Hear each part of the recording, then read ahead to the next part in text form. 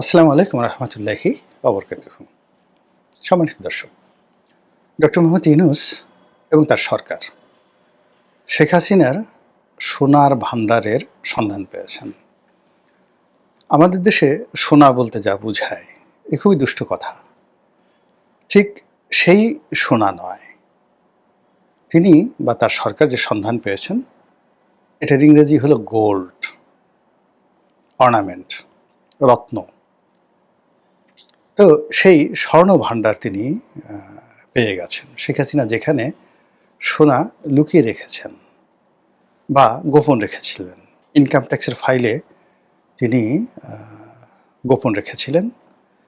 তো সেটা একটি ব্যাংকের ভল্ট থেকে উদ্ধার করা হয়েছে। প্রাথমিক যতটুকু জানা গেছে তাতে করে মনে হচ্ছে যে 10-12 কেজি তো হবেই। অর্থাৎ যদি এক ভরিতে 1 তোলা, 1 তোলা 80 ভরিতে 1 কেজি, এখানে 850 ভরি স্বর্ণ পাওয়া গেছে। তো এগুলোর মধ্যে অনেক কিছু আছে, আমি সেগুলো পরে বলবো। তো সেক্ষেত্রে ধরুন কত হয়, 80 তোলায় যদি 1 কেজি হয় তো সেক্ষেত্রে 10-12 কেজি তো হবেই। তো আমি নিজে যেমন আসলে 10-12 কেজি স্বর্ণ একসঙ্গে দেখিনি কখনো, আমার জীবনে আমি দেখিনি। আর এখন 1 ভরি স্বর্ণের দাম প্রায় 2.25 লক্ষ টাকা। আর সেই 2.25 লক্ষ টাকা ইন্টু 850, মানে সেটা গুণ করলে কত হয়? এত টাকা মানে শেখ হাসিনা শুধুমাত্র স্বর্ণ দিয়ে আছেন। তো এই কথা এবং এত বড় আবিষ্কার করা এবং এই কথা প্রচার করার পর সরকার যেটা আশা করেছিল যে সারা বাংলাদেশে একটা সিসি রব পড়ে যাবে, যে একই কথা। শেখ হাসিনার মতো এরকম লোভী একজন মহিলা, সে এই রাষ্ট্রের অর্থ দেশের বাইরে পাচার করেছে, বস্তায় বস্তায় সে স্বর্ণ দেশের বাইরে পাচার করেছে এবং তাকে যে হেলিকপ্টারে করে নিয়ে যাওয়া হয়েছে, সেই হেলিকপ্টার না হলেও 20 থেকে 30 ট্রাঙ্ক স্বর্ণ ছিল। তার প্রমাণ হলো ব্যাংকের ভল্টের মধ্যে বা ব্যাংকের সেই যাকে বলা হয় ভল্ট, তো আর কেউ ভাড়া নিতে পারে না, ওই ছোটো ছোটো বাক্স আছে, অগ্রণী ব্যাংকের ছোটো ছোটো বাক্স আছে। আমি জানি না এরকম একটা বাক্সতে আমার কোনো লকার নেই, যেটাকে লকার বলা হয়।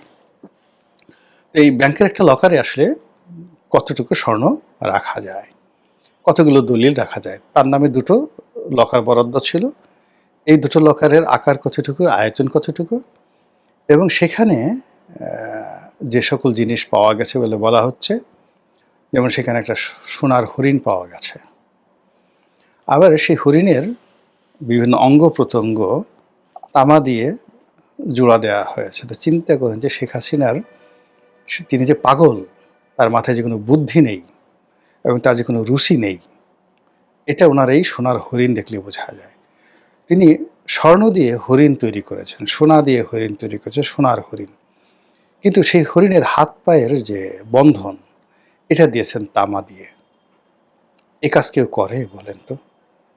এরপরে অনেকগুলো বড় বড় স্বর্ণ দিয়ে তিনি নৌকা তৈরি করেছেন। এরকম একটা নৌকার ছবি আমরা দেখলাম। এখন নৌকা যে কয়টি এটা বলা যাচ্ছে না।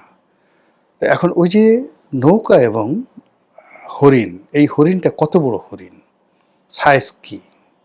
এই কারণ হলো পত্রিকা আমরা যে ছবি দেখেছি, তাহলে তো আমরা যেমন, আমি একজন এমপি হয়েছি, এমপি হওয়ার পরে অনেকে স্বর্ণের নৌকা, কোটপিন আমাকে উপহার দিয়েছে। এটা আওয়ামী লীগে অহরহ। আমার কাছে বাসায় এরকম 20-25টি এরকম স্বর্ণের নৌকা আছে, আমি এগুলো কখনো ব্যবহার করি না। তো এগুলো ওদের হয়তো 5-6 হাজার টাকা, একদম হালকা, মানে কোনো মতে কোনোটা এত পাতলা করে তৈরি করে দেয়, 1/2 ইঞ্চি ছোট্ট একটা কোটপিন। কিন্তু এটাকে যদি আপনি তৈরি মানে ছবি তুলতে চান, এটাকে এত বড় করে আপনি ছবি তুলতে পারবেন, দেখে মনে হবে যে অন্তত 1 কেজি দিয়ে একটা স্বর্ণের নৌকা তৈরি করে গোলাম মোল্লা রনিকে দেওয়া হয়েছে। তো কাজেই আসলে ওখানে বলতে হবে যে ওই স্বর্ণের যে হরিণটি বা স্বর্ণের যে নৌকাটি, এটার আকার কি, আয়তন কি, এবং সেই আকার আয়তন মানে ব্যাংকের যে লকার, সেই লকারে ঢুকে কিনা। 1 2 নম্বর হলো এখানে 10 কেজি বা 12 কেজি স্বর্ণের গহনা। আপনি যদি সলিড গোল্ড হয়, বার হয়, তাহলে 10 কেজি সলিড গোল্ডের যে বার, এটা রাখার জন্য খুব বেশি জায়গা দরকার হয় না। তো কিন্তু যদি আপনাকে 10 কেজির আপনার গহনা হয় বা বিভিন্ন ইনস্ট্রুমেন্ট হয়, তাহলে এখানে দেখা গেল যে বিরাট একটি আলমারি, 10-12টা ট্রাঙ্ক দরকার হতে পারে। এটা নির্ভর করে যে আপনি কী ধরনের অর্নামেন্টস তৈরি করেছেন, এটার উপর নির্ভর করে। এবং এর আগে এরকম একটা প্রজেক্ট 111-এর সময় কিন্তু ব্যর্থ হয়েছিল।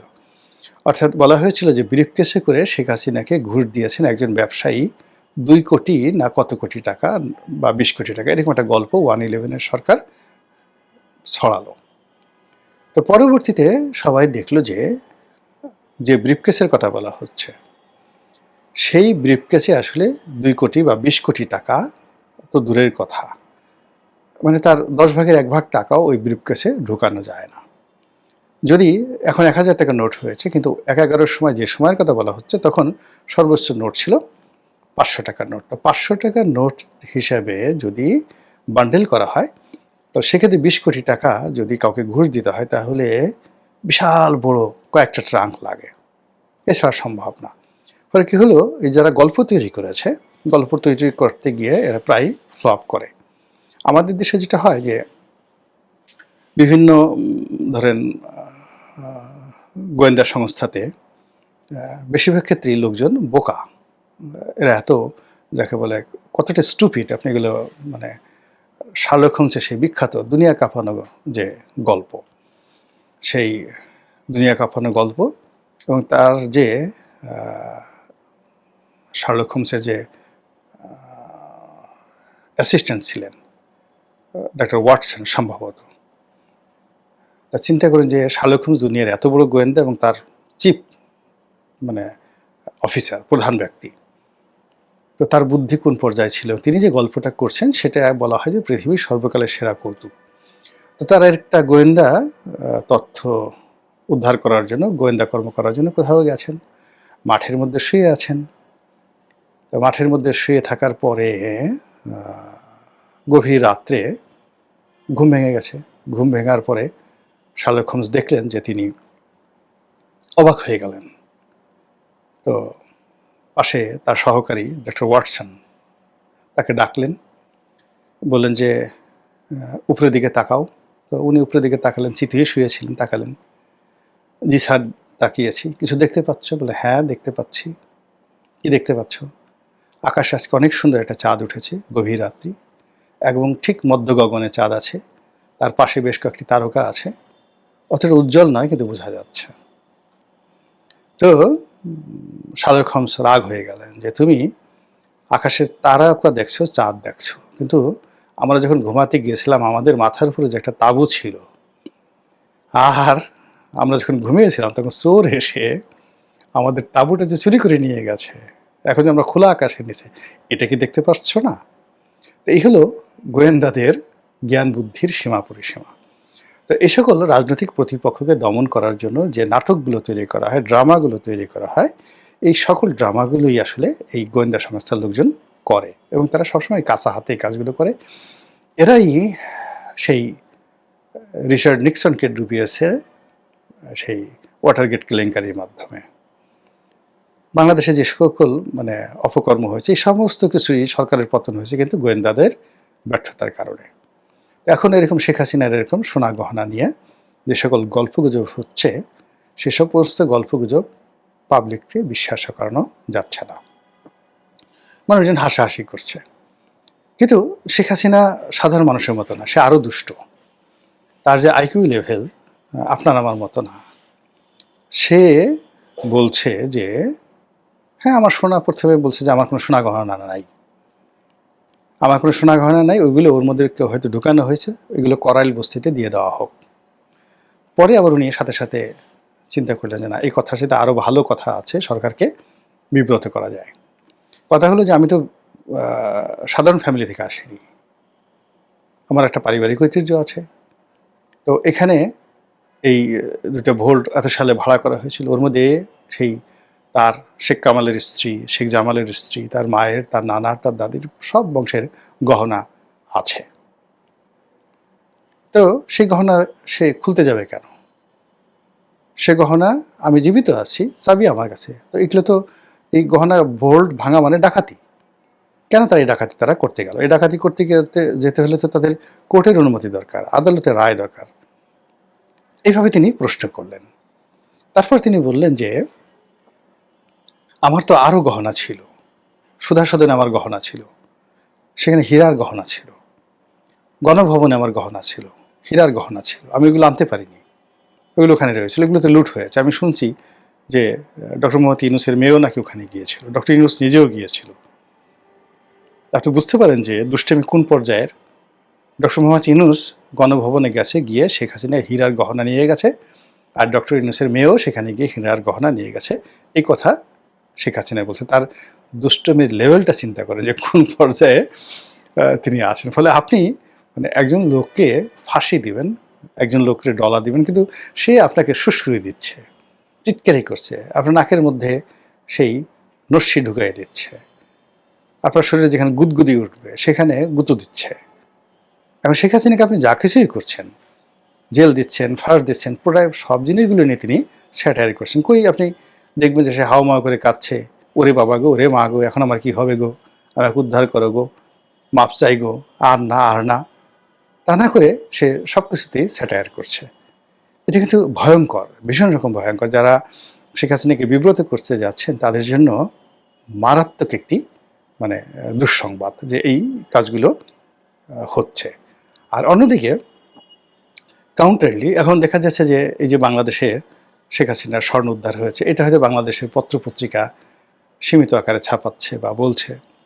আমাদের এই দেশের মানুষের মধ্যে কেউ বিশ্বাস করছে, কেউ করছে না, কেউ ঘৃণা জানাচ্ছে, কেউ সমর্থন জানাচ্ছে, কেউ এটাকে মানে নাটক বলছে, ইত্যাদি ইত্যাদি নানা রকম। কিন্তু শেখ হাসিনা যে কথাগুলো, ডক্টর মোহাম্মদ ইউনূস, তার ব্যাংক অ্যাকাউন্ট, তার আয়করের ফাইল, তার কোন ব্যাংকে কত টাকা আছে, কোন ট্যাক্সে কোনটা কি ট্যাক্স, কত 4,000 কোটি টাকা গ্রামীণ ট্রাস্ট, ইত্যাদি ইত্যাদি, প্রায় প্রতিদিনই তিনি যেভাবে ডক্টর মোহাম্মদ ইউনূসের আর্থিক বিষয়াদি নিয়ে বক্তব্য দিয়ে তাকে যেভাবে ভাইরাল করে দিচ্ছেন, এতে করে এই বেচারা সারা দুনিয়াতে, এই যে একজন নোবেল লরিয়েট হিসেবে যে কোনো একটা মানুষের কাছে ধরেন যদি 5,000 কোটি টাকা থাকে, 5,000 crore শুধুমাত্র যদি বলা হয়, নিশ্চয়ই অ্যাবাউট $1 বিলিয়ন যদি থাকে বা $500 বিলিয়ন যদি থাকে, আর এই টাকার উপর আপনি ট্যাক্স দিচ্ছেন না, এ কথা পশ্চিমের কোনো দেশকে আপনি বিশ্বাসই করাতে পারবেন না।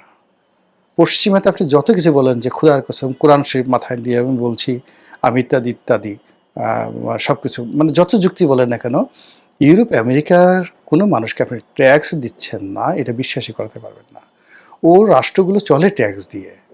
ওখানে যারা ভালো মানুষ মানে তাদের 1 নম্বর সার্টিফিকেট হলো যে তারা সরকারকে নিয়মিত ট্যাক্স পরিশোধ করে কিনা।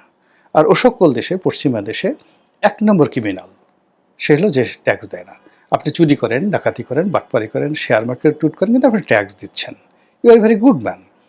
তো এই যে ডক্টর মোহাম্মদ ইউনূসের যে পশ্চিমা যে ইমেজটিতে আছে, এই ইমেজটা শেখ হাসিনা বুঝে গেছে। বুঝে গিয়ে তাকে শুধু বারবার প্রমাণ করতে চাচ্ছে যে ডক্টর মোহাম্মদ ইউনূসের বাংলাদেশে এত টাকা আছে, বিদেশে এত টাকা আছে, এবং এই টাকা সে বাংলাদেশেও ট্যাক্স দেয়নি, এবং এই দেশ থেকে টাকা নিয়ে যে বিদেশে সে বিনিয়োগ করেছে সেখানেও কি পরিমাণ ট্যাক্স দিয়েছে তোমরা খোঁজ খবর নাও। ফলে কি হলো, আমরা বাইরে থেকে দেখছি শেখ হাসিনার স্বর্ণের ভাণ্ডার যাকে বলা হয় উন্মোচন করা হয়েছে, কিন্তু শেখ হাসিনা সুকৌশলে কয়জনের স্বর্ণ ধরে টান দিয়েছেন, সোনা ধরে টান দিয়েছেন। এটা যাদের সোনায় টান পড়েছে তারা বুঝতে পারছেন যে বেদনাটা কোন জায়গাতে। রাজনীতির নাটক চলছে, রাজনীতির খেলাধুলা চলছে, সাসপেন্স চলছে। দেখা যাক কি পরিণতি হয় আর আমরা কতটা বিনোদিত হই। আসসালামু আলাইকুম ওয়া রাহমাতুল্লাহি ওয়া বারাকাতুহু।